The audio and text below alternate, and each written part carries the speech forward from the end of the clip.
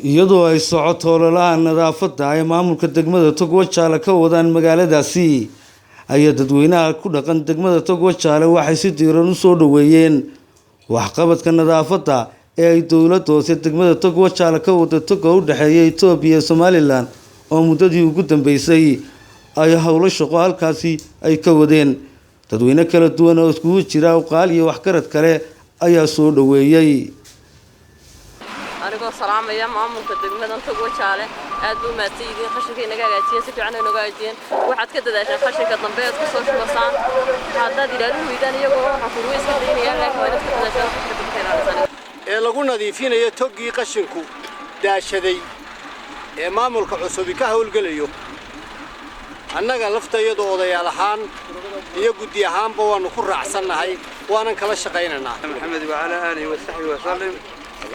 maanta waa maalin qiimo leh waa maalmaha yacnaha qiimaha badan leh maalinta wadankaaga aad ka shaqaynaysa ee waxa inoo muuqdo oo kale laga sifaynaya waa maalin aad iyo aad u qiimo badan maamulka ku kacay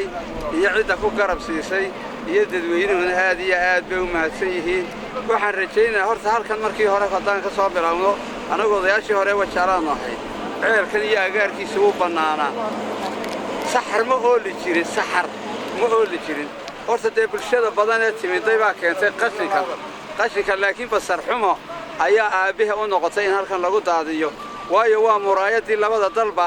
xiriirinaysay halkan aan joogno maanta waxaan rajaynaynaa haddii ay meel qashin lagu tuuro ahaan jirtay in meel loo soo dalxiis laga sida odayga horeba sheegay dhalinyaro ahaan ka magaalo ahaan waan soo dhaweynaa shaqada fiican u gudoomiye ku baxay maadaama maskax fiican ku jirto maskax khayr qabta ku jirto maskax furfuran ku jirto ka dhalinyaro ahaan ka gudoomiye ahaan ka togan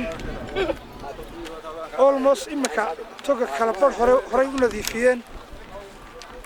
maantana waa adiga arkay oo waa Nimcaan Dheeg Ibrahim TV qaranka Gabiley.